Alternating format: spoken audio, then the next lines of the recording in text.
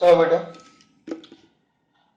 ધોરણ 12 ચેપ્ટર પહેલું lecture number 35 છે પણ બોર્ડ ઉપર તો 34 લખેલું છે.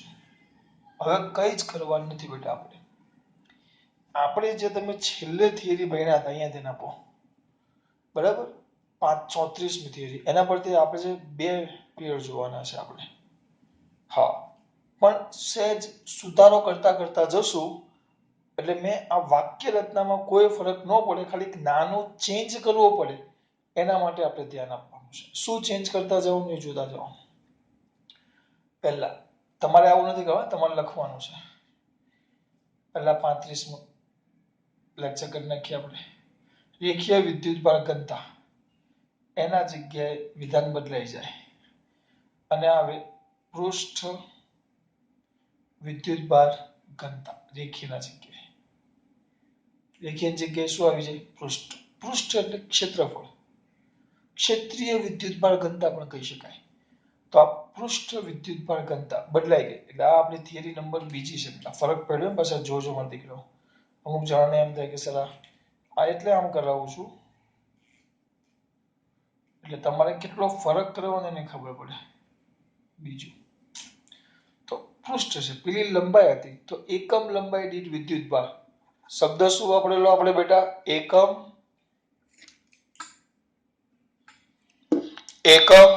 લંબાઈ દીઠ વિદ્યુતભાર. એના જગ્યાએ અહીંયા શું આવશે? પૃષ્ઠ આવ્યું તો એકમ પૃષ્ઠ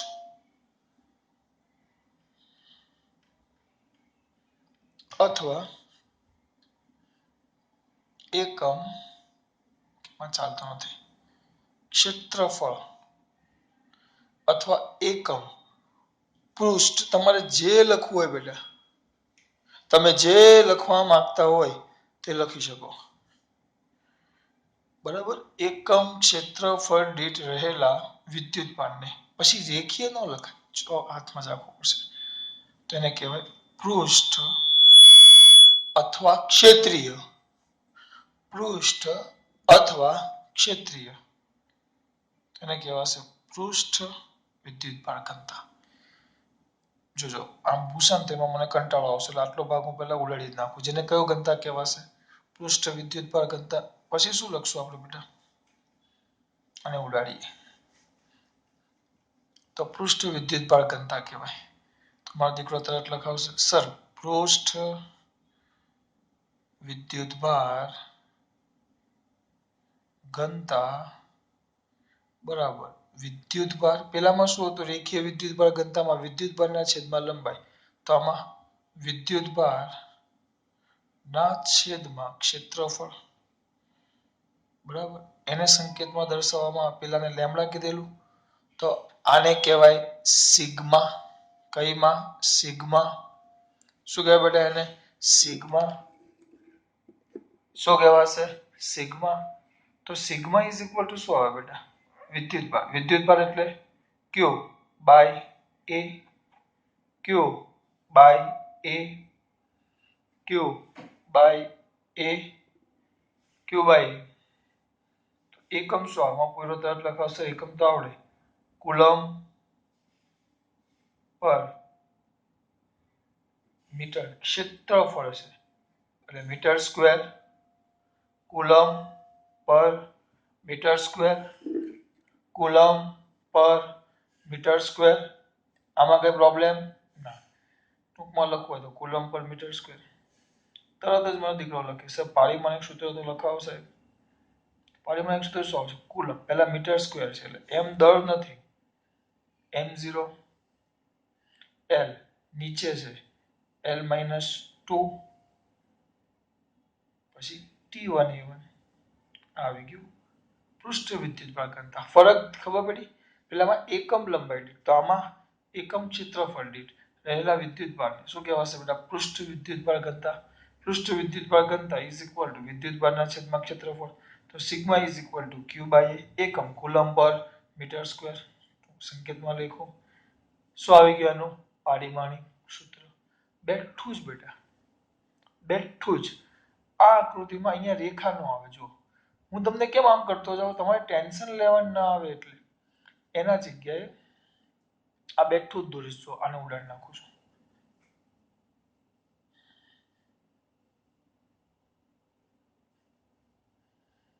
આમ પૃષ્ઠ લેવાનું, પૃષ્ઠ એમાં આમ ખંડ પાડી દેવાના, કે પેલામાં રેખાખંડ હતા તો આમાં પૃષ્ઠખંડ આવે. આવી જો આમે ખંડ લીધા, આવ્યો નાનો ખંડ. પેલામાં નાનો એવો રેખાખંડ લીધેલો, પેલામાં નાનો એવો રેખાખંડ લીધેલો. આમાં જો તો પહેલું અહીંયા જો પૃષ્ઠ દોર્યું તો આકૃતિમાં એક એલ લંબાઈ, તો એલ લંબાઈના જગ્યાએ શું લખશું બેટા? એ.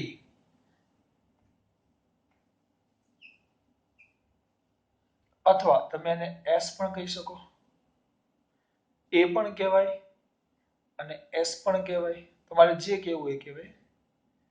એ પણ કહેવાય અને એસ પણ કહેવાય. ક્ષેત્રફળ સરફેસ તરીકે એસ પણ આવે અને ક્ષેત્રફળ તરીકે તમે એ પણ લઈ શકો.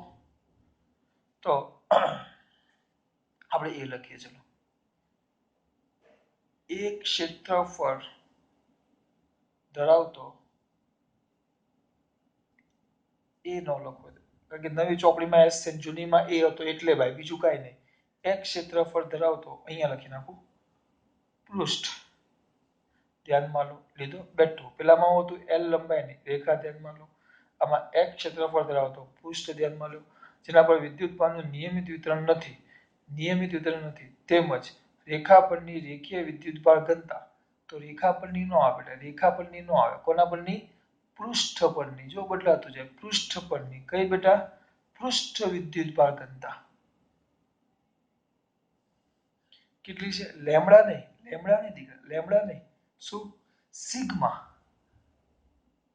સિગ્મા ઓફ વેક્ટર આર છે, કારણ કે આ ખંડનો સ્થાન સદિશ કેટલો, આપણે આ કેટલો લઈ લઈએ? આર. બરાબર. જો હવે કેમ કરતો જાવ, ફરક કેટલો થાય છે જો.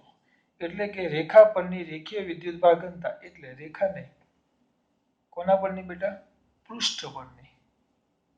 પૃષ્ઠ પરની રેખીય નહીં, કઈ બેટા? પૃષ્ઠ. પૃષ્ઠ વિદ્યુતભાર ઘનતા સ્થાન સદિશ વેક્ટર આર સાથે શું થાય છે? બદલાય છે. હવે અહીંયા આગળ આકૃતિમાં દર્શાવ્યા અનુસાર, આકૃતિમાં શું કર્યા અનુસાર બેટા? દર્શાવ્યા અનુસાર. આકૃતિમાં શું કર્યા અનુસાર? દર્શાવ્યા અનુસાર. ધ્યાન આપજો. એક જ મિનિટ.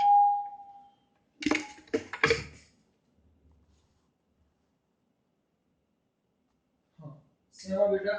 આકૃતિમાં.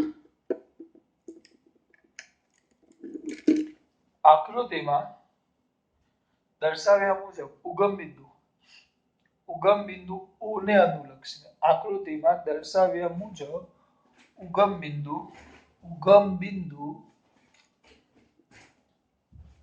કોને? O ને અનુલક્ષીને, જેનો સ્થાન સદિશ વેક્ટર r હોય તેઓ dl નહીં, તો આપણે અહીંયા લખશું dA, અથવા નાનો ખંડ છે તો ds. શું લખશું બેટા? ds. સ્થાન સદિશ વેક્ટર r હોય તેઓ કેટલો બેટા? તેઓ કેવો? dx ક્ષેત્રફળનો એક ખંડ. વ્યવસ્થિત લખવું હોય તો એક કયો ખંડ? પૃષ્ઠખંડ. ક્યાં લો બેટા? ધ્યાનમાં લો. બેટ. પછી અહીંયા સૂત્ર હતું આપણું, અહીંયા સૂત્ર કયું હતું તમારા માટે બેટા? Sigma is equal to Q by A. તેના પરથી Q is equal to sigma A. તો અહીંયા આ જે ખંડ છે એ ખંડ પરનો વિદ્યુતભાર dq, એ તો વિદ્યુતભાર તો dq જ કહેવાય. અહીંયા ફરક શું પડે?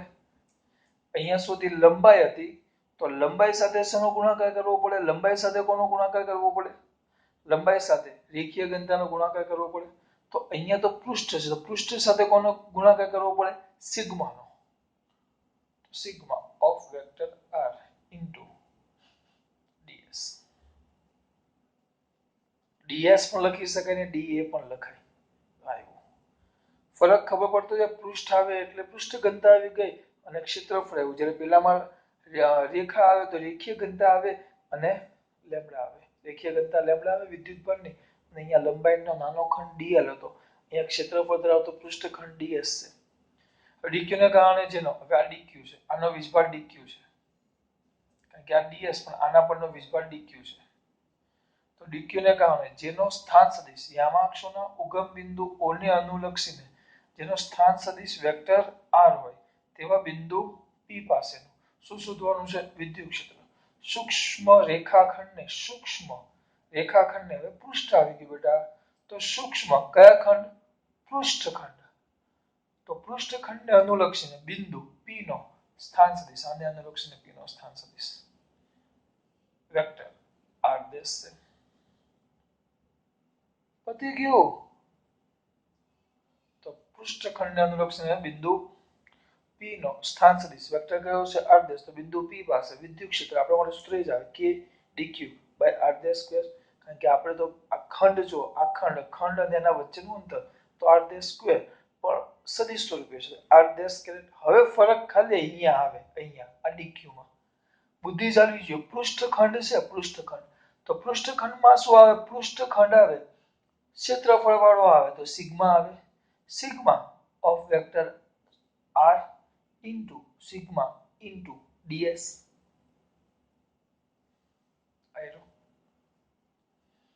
ગોખે આમાં ગોખવાનું છે, થઈ ગયું આ ડી, પણ આપણે તો સમગ્ર રેખા વડે એ ઇન્ટિગ્રેશન, પછી અહીંયા ઇન્ટિગ્રેશન કરો તો આ શું દર્શાવે? સમગ્ર રેખા પરનું સંકલન. પણ સમગ્ર રેખા પરનું ન આવે, સમગ્ર પૃષ્ઠફળનું, એટલે અહીંયા s કરવું પડે, સરફેસ. તો અહીંયા આવી જશે સમગ્ર પૃષ્ઠફળનું, તો અહીંયા શું આવશે? સરફેસનો s. કે ખબર પડે છે? ખાલી ફરક જુઓ. અને અહીંયા સરફેસ છે એટલે આ કાઢી નાખો, તો અહીંયા શું આવશે બેટા? સરફેસ છે એટલે પૃષ્ઠ હોય, તો પૃષ્ઠ માટે મારો દીકરો તરત બૂમો પાડતો કે sir sigma of vector r into ds. થઈ ગયું સર? કઈ રહી ગયું? આઈ બેઠો લખી નાખ્યો, ક્યાંથી કઈ રહી જાય? પૂરું થિયરી. આ તમારી થિયરી થઈ ગઈ. જો અહીંયા 35 પૃષ્ઠ વિદ્યુતભાર ઘનતા જોઈ લો કમ્પ્લીટ. કઈ થિયરી થઈ ગયા? 35મી પૃષ્ઠ વિદ્યુતભાર ઘનતા. એકદમ ધ્યાનથી જોવાની છે. પૃષ્ઠ વિદ્યુતભાર ઘનતા, બરાબર? જોજો ધ્યાનથી. પૃષ્ઠ વિદ્યુતભાર ઘનતા. હવે આમાં હજી થોડો ફરક કરીએ તો પૃષ્ઠના જગ્યાએ ત્રીજી થિયરી થઈ જાય. આમાં કઈ અલગ નથી ચલાવવાનું, ત્રીજી. તો અહીંયા ડાયરેક્ટ તમારી ત્રીજી થિયરી આવી જાય. જોજો તો કેટલું ઉડાડવાનું, એક આ ઉડાડવાનું. તો આ તમારી ત્રીજી થિયરી. પૃષ્ઠના જગ્યાએ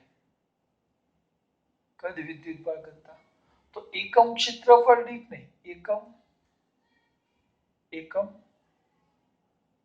કદ દીઠ રહેલા વિદ્યુતભારની પૃષ્ઠ વિદ્યુતભાર ઘનતા નો કહેવાય, કદ વિદ્યુતભાર ઘનતા કહેવાય. તો કદ વિદ્યુતભાર ઘનતા બરાબર વિદ્યુતભારના છેદમાં શું આવી જાય બેટા? ક્ષેત્રફળ નહીં, કદ. તો એને સંકેતમાં દર્શાવાય, શું દર્શાવાય બેટા? રો. શું દર્શાવાય? રો. તો રો ઇઝ ઇક્વલ ટુ વિદ્યુતભાર q ના છેદમાં v. તો q ના છેદમાં v, તો q એટલે કુલમ, v એટલે મીટર ક્યુબ. તો અહીંયા આવશે મીટર ક્યુબ.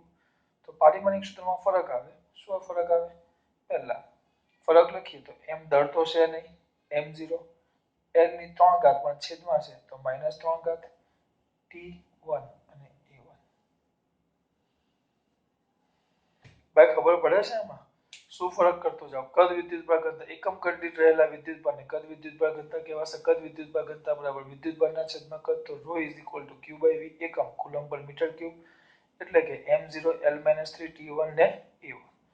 આમાં જો છે, આમાં જે આપણે રેખા, પૃષ્ઠ અને કદ લઈએ એમાં વિદ્યુતભારનું આખા મેં કાલે વાત કરી, મારા હાથમાં જો સમગ્ર હાથમાં દળ છે એ દળનું સતત વિતરણ કહેવાય. પણ સતત છે, બધે જ છે, પણ કેવું છે?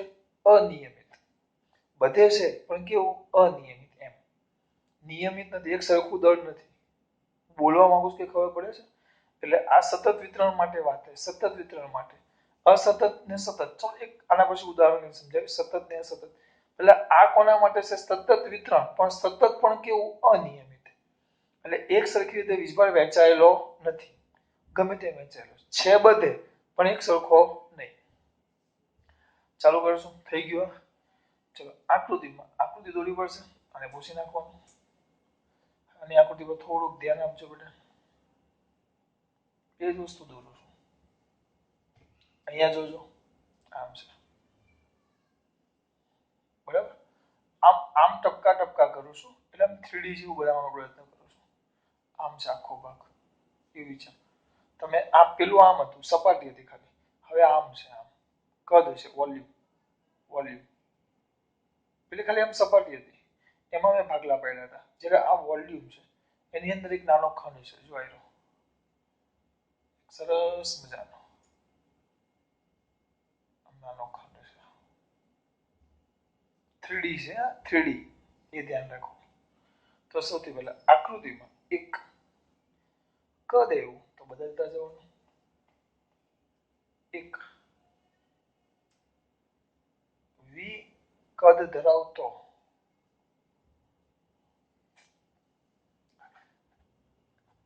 વી કદ ધરાવતો હું લખશું, ધ્યાનમાં લો,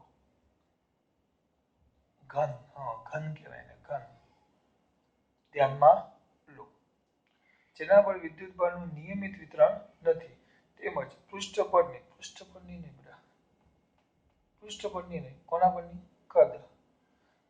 બરાબર, કદ પરની કેવી? કદ વિદ્યુત ભાર ઘનતા શું આવશે? અહીંયા બદલાઈ જાય ને, શું આવશે? Rho of vector r dash છે, એટલે કે કદ ન લખવું હોય તો અહીંયા તમે ઘન લખી શકો. ઘન પરની કદ વિદ્યુત ભાર ઘનતા, એટલે કે ઘન પરની કદ વિદ્યુત ભાર ઘનતા સ્થાન સદિશ r સાથે શું થાય છે? બદલાય છે. ખાલી ફરક શું આવે? કદ ક્ષેત્રફળના જગ્યાએ. આગળ શરૂઆતમાં લંબાઈના જગ્યાએ શું કરેલું આપણે? લંબાઈ હતી તો લંબાઈના જગ્યાએ શું કરતા ગયા? પહેલા ક્ષેત્રફળ, હવે ક્ષેત્રફળના જગ્યાએ શું કરતા ગયા? કદ. હવે આ જ વસ્તુ ઉગમ બિંદુ કોને અનુલક્ષીને? O ને અનુલક્ષીને, જેનો સ્થાન સદિશ આવ્યો જો વેક્ટર r હોય તેઓ એક પૃષ્ઠખંડ dv ધ્યાનમાં લો. કયો ખંડ? પૃષ્ઠખંડ. સોરી, પૃષ્ઠખંડ નહીં, કદખંડ, કારણ કે અત્યારે કદની વાત થાય છે. તો જો આકૃતિમાં દર્શાવ્યા મુજબ ઉગમ બિંદુ O ને અનુલક્ષીને જેનો સ્થાન સદિશ વેક્ટર r હોય તેઓ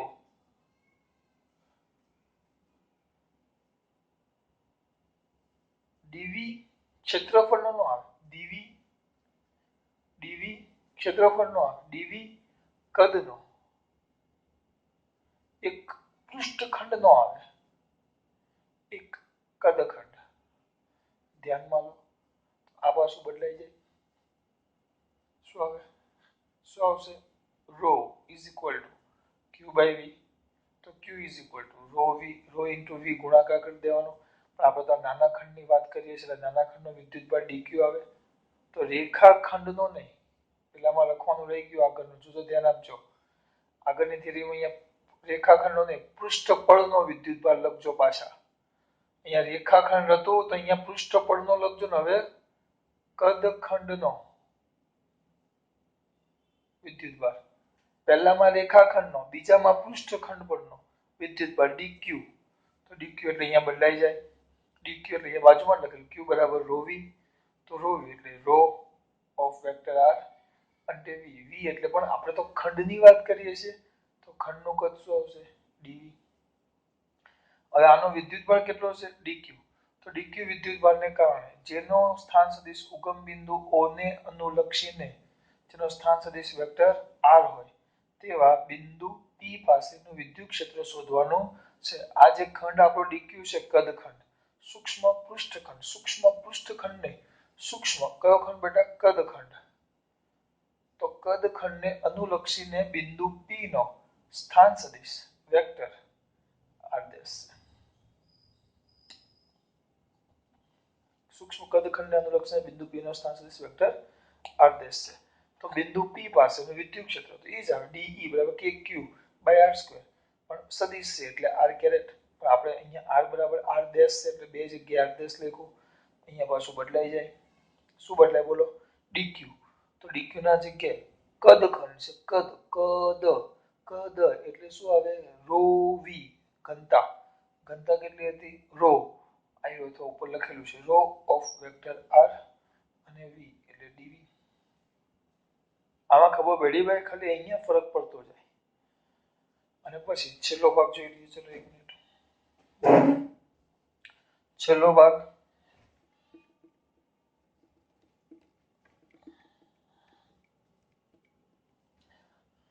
છેલ્લા ભાગમાં સમગ્ર રેખા, જો અહીંયા પાછું અહીંયા રહી ગયું, સમગ્ર પહેલા પૃષ્ઠમાં લખો તો સમગ્ર પૃષ્ઠ વડે ઉદ્ભવતું વિદ્યુત ક્ષેત્ર, રેખા હોય તો સમગ્ર રેખા વડે, સમગ્ર પૃષ્ઠ વડે, સમગ્ર કદ વડે ઉદ્ભવતું કયું ક્ષેત્ર વિદ્યુત ક્ષેત્ર. તો અહીંયા S ના જગ્યાએ કદ શું આવી જશે V, અહીંયા S ના જગ્યાએ કદ શું આવી જશે V, અહીંયા ફેરવવું પડશે ને, આ શું આવે બોલો V, અહીંયા વિપુલ યાદ આવે થોડુંક હા, rho of vector r dash into dv બેઠું.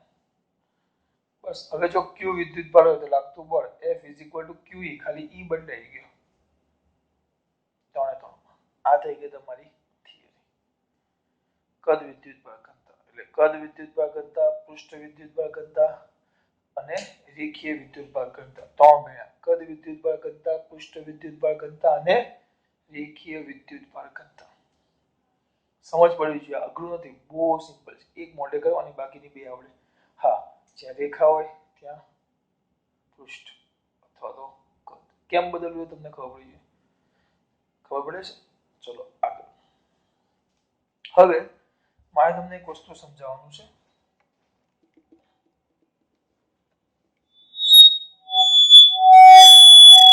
આ 2 મિનિટ બૂમો પાડે છે.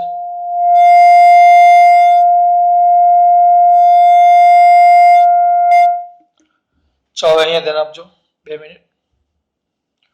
હવે આમાં થોડીક વસ્તુ ઉડાડવાની છે, રૂમાલ હોધી લેવું. જોજો.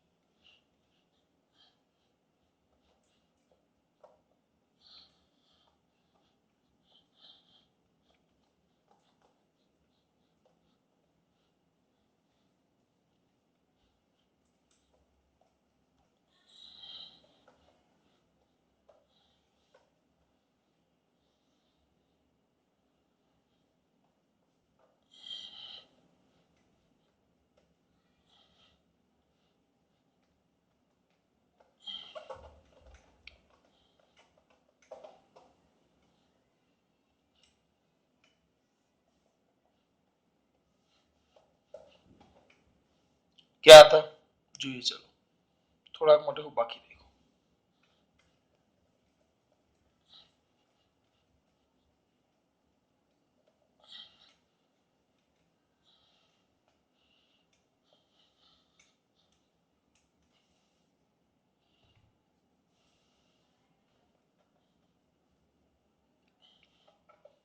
ચલો 2 મિનિટ શાંતિ. રાહુલ 35માં જ થોડુંક જોઈએ આપણે. હવે એક વસ્તુ બહુ મસ્ત છે,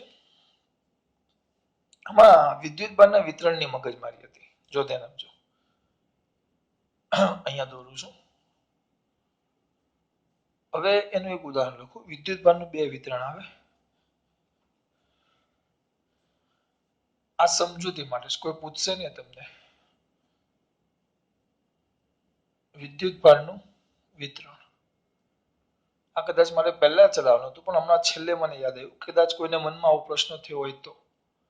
વિતરણ 2 આવે. એક આવે સતત, એટલે સતત વિદ્યુત ભારનું વિતરણ, અસતત વિદ્યુત ભારનું વિતરણ. પાછા સતતમાં 2 આવે.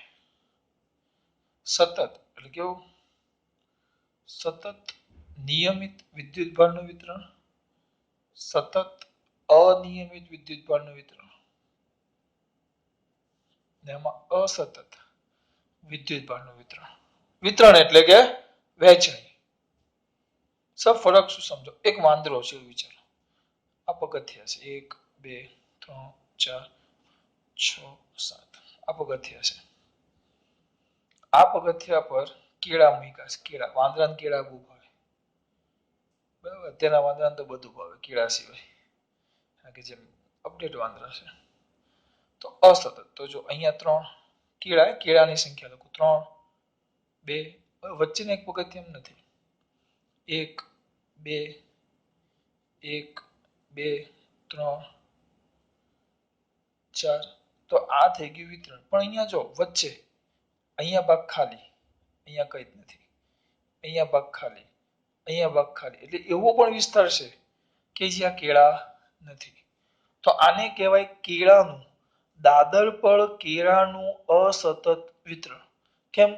વચ્ચે એવો ભાગ છે કે જ્યાં કોઈ કેળા નથી.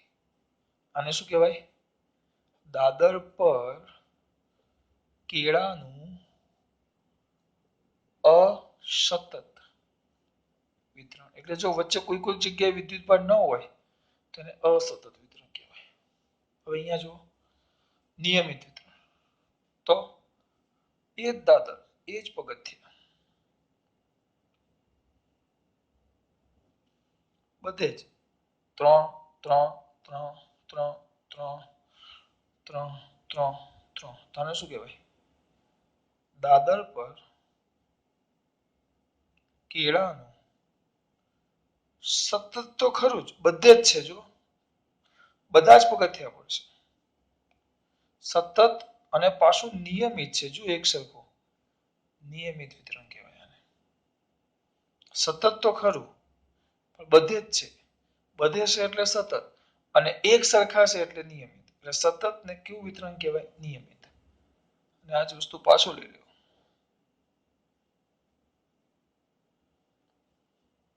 3 2 1 1 2 3 4 3 2 1 1. આમાં બધે જ છે. તો દાદર પર કેળાનું બધે જ છે.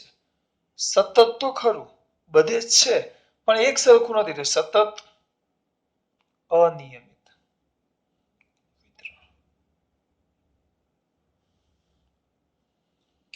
બસ પતી ગયું. આને કહેવાય અસતત. બધે વીજભાર ન હોય તો એને અસતત કહેવાય. બધે જ વીજભાર હોય તો સતત હોય. પણ જો બધા એક સરખા હોય તો સતત અને નિયમિત. અને બધા બધે જ હોય પણ એક સરખા ન હોય તો સતત અને અનિયમિત. આ પહેલા ચલાવવાનું હતું પણ યાદ ન રહ્યું એટલે મેં અત્યારે ઉદાહરણ આપીને સમજાવ્યું. ખબર તો પડે એવું જ છે. ખબર પડી કે આપણે કેવું ભણ્યા? જે 3 થિયરી ભણી કોના માટે ભણ્યા આપણે? સતત અને નિયમિત માટે. સોરી, સતત અને અનિયમિત માટે. કારણ કે એક સરખો વિદ્યુતભારની વહેંચણી નથી. સતત અને અનિયમિત એટલે તો lambda of vector r dash sorry vector r લખેલું. બરાબર, આ તમારી વધારાની માહિતી. જે પેલી 3 થિયરી જોઈએ આપણે, 3 થિયરી આમાં ખબર પડી? જોઈ લો. ચલો લખવા માટે પુશ કરી દો. કર્યું? લખાઈ ગયું? આગળ આ વધારાનું ખાલી પેલા વિધાન સમજાવો કે ભાઈ સતત એટલે શું, અસતત એટલે શું. એ અમુક જણે 3 થિયરી કરી પણ 3 થિયરીમાં બેટા કઈ જ નથી. જો 3 થિયરી એક જ મિનિટ, 3 થિયરીને આપણે એક જ ભાગમાં જોઈએ. જો એક સાથે 50 તમારાથી આરામથી. યાર તમે જે વિપુલ સરને ઓળખો ક્યાં? ઓળખો ને? હા, તો અહીંયા લખીએ. જો પહેલા એકમ પહેલા ટૂંકમાં લખીશ ને બેટા, રેખીય વિદ્યુતભાર ઘનતા. રેખીય વિદ્યુતભાર ઘનતા તો શું આવશે? રેખીય ટૂંકમાં લખવાનું એકમ લંબાઈ દીઠ. એકમ લંબાઈ દીઠ રહેલા કયા ભારને? વિદ્યુતભારને. તો શું આવશે? Lambda is equal to Q by l. એકમ શું આવશે? Coulomb per metre. પારિમાણિક સૂત્ર m0 l -1 t1 અને a1. પતી ગયું. પછી મેન વસ્તુ આકૃતિમાં શું કરીએ અનુસાર દર્શાવ્યા અનુસાર સૌથી પહેલા આમાં એક શું લઈ લો બેટા, આમ યાદ રાખવાની એક રેખા લઈ લો. કેટલા લંબાઈની? એલ લંબાઈની. લખતો નથી, આમાં બોલતો જઈશ. એલ લંબાઈની આકૃતિમાં દર્શાવ્યા અનુસાર એક એલ લંબાઈની રેખા લઈ લો. લીધી? જેના પર વિદ્યુત ભારનું સતત તો ખરું પણ કેવું અનિયમિત વિતરણ છે, એટલે કે નિયમિત વિતરણ નથી. અનિયમિત વિતરણ છે. જેની કઈ ઘનતા? લેમ્બડા હશે, તો રેખીય ઘનતા લેમ્બડા ઓફ વેક્ટર આર છે. એટલે કે સ્થાન સદિશ આર અનુસાર લેમ્બડા શું થાય છે? બદલાય છે. આટલું તમે યાદ રહે તો વાર્તા પતી ગઈ. પછી ઉગમ બિંદુ કોને અનુલક્ષીને? ઓ ને અનુલક્ષીને, જેનો સ્થાન સદિશ વેક્ટર આર હોય તેવો એક રેખાખંડ ડીએલ ધ્યાનમાં લો, જેનો સ્થાન સદિશ કેટલો છે? Vector r. તો ખંડની લંબાઈ કેટલી છે? ડીએલ. તો ખંડનો વિદ્યુતભાર શું શોધવાનો? ડીક્યુ. તો ડીક્યુ ઇઝ ઇક્વલ ટુ શું? તરત યાદ આવવું જોઈએ, lambda of vector R into lambda dl. આવી ગયું વિદ્યુતભાર, આવી ગયું. જેનો સ્થાન સદિશ વેક્ટર કેપિટલ આર હોય તેવા બિંદુ પી પાસેનું શું શોધવાનું છે? વિદ્યુત ક્ષેત્ર. આ ખંડને અનુલક્ષીને બિંદુ પી નો સ્થાન સદિશ કેટલો છે? R dash. તો એને લીધે ઉત્પન્ન થતું વિદ્યુત ક્ષેત્ર dE. DE is equal to k dq by અંતર કેટલું છે? R dash square. પણ સદિશ છે એટલે અહીંયા આર ડેશ કેરેક્ટ. પછી કે ના કે dq lambda of vector R into dl, કારણ કે લંબાઈ છે, છેદમાં r dash square into R dash caret. સદિશ સ્વરૂપે કે આખું કે તો વેક્ટર ઈ સમગ્ર રેખા પરનું ઇન્ટુ ડી. અહીંયા શું આવી જશે? લંબાઈનો એલ. પતી ગયું. રેખીય. પછી કોણ આવે બેટા? પૃષ્ઠ. તો વ્યાખ્યા એકમ ક્ષેત્રફળ દીઠ રહેલા કયા ભારને બેટા? વિદ્યુત ભારને. તો શું આવશે? એને શું કહેવાય? Sigma. Sigma is equal to Q by A. તો એકમ શું આવશે? Coulomb per metre square. તેના પરથી પારિમાણિક સૂત્ર m0 l મીટર સ્ક્વેર છેદમાં છે l - 2 t1 a1. બધું લખતા જવાનું. થઈ ગયું. હવે આકૃતિમાં દર્શાવ્યા અનુસાર એક પૃષ્ઠ ધ્યાનમાં લો. એક શું લ્યો? પૃષ્ઠ. જેનું ક્ષેત્રફળ કેટલું છે? s. જેનું ક્ષેત્રફળ કેટલું છે? s. જેની પૃષ્ઠ ઘનતા, પૃષ્ઠ વિદ્યુતભાર ઘનતા સિગ્મા ઓફ વેક્ટર આર છે. જો અહીંયા બધું લખતો જાઉં છું, મુદ્દા ટૂંકમાં લખું. સિગ્મા ઓફ વેક્ટર આર છે. હવે આ પૃષ્ઠમાં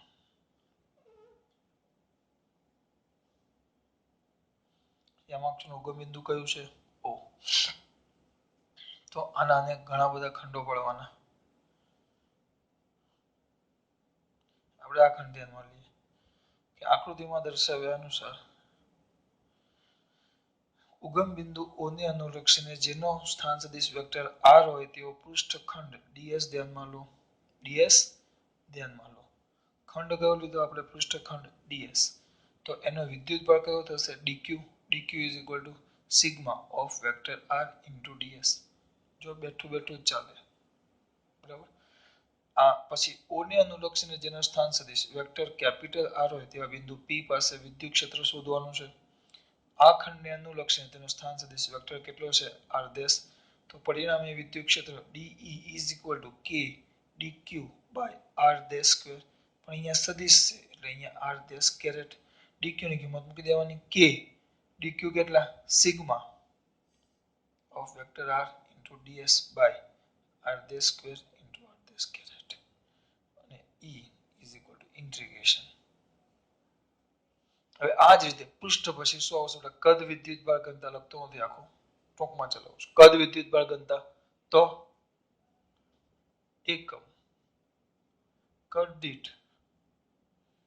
એકમ કદ દીઠ રહેલા કયા ભારને બેટા? વિદ્યુતભારને. એટલે રો કહેવાય. રોવાની વાત નથી કરતા. Rho is equal to Q by V. Q બહુ વિચિત્ર થઈ ગયો. ક્યુ બાય વી એકમ કુલમ પર મીટર ક્યુબ. પારિમાણિક સૂત્ર m0 l - 3 t1 a1. આવ્યો આગળ એ જ એક વી કદ ધ્યાનમાં લો, એક ઘન ધ્યાનમાં લો જેનું કદ કેટલું છે વી, આમ 3D જેવું બનાવવાનું, બરાબર. આ બનાવ્યું છું, બનાવ્યું. કદ એક ઘન ધ્યાનમાં લો જેનું કદ વી છે, જેની રેખીય ઘનતા રો ઓફ વેક્ટર આર છે. એક ખંડ લીધો જેનું કદ ખંડ સૂક્ષ્મ કદ ખંડ જેનું કદ ડીવી છે, તેના પરનો વિદ્યુત ભાર dq is equal to rho of vector R into dV. કદ હોય તો કદ ગુણ્યા ડીવી કરી દેવાનું એમ. હવે આનો ઉગમ બિંદુ ઓ ને અનુલક્ષીને સ્થાન સદિશ વેક્ટર કેટલો છે આર. તો કદ ખંડ ધ્યાનમાં લીધો ડીવી. હવે જેનો સ્થાન સદિશ વેક્ટર કેપિટલ આર હોય તેવું બિંદુ પી ધ્યાનમાં લો કે જેનું ખંડને અનુલક્ષીને સ્થાન સદિશ વેક્ટર કેટલો છે આર ડેશ. આવી ગયું. તો વિદ્યુત ક્ષેત્ર DE is equal to K dq by r dash square પણ સદિશ છે એટલે પાછળ r dash કેરેટ dq એટલે આ મૂકી દેશું, પછી સંકલન. એકના એક જ વસ્તુ છે, ખાલી ખબર પડવી જોઈએ. ચલો નેક્સ્ટ.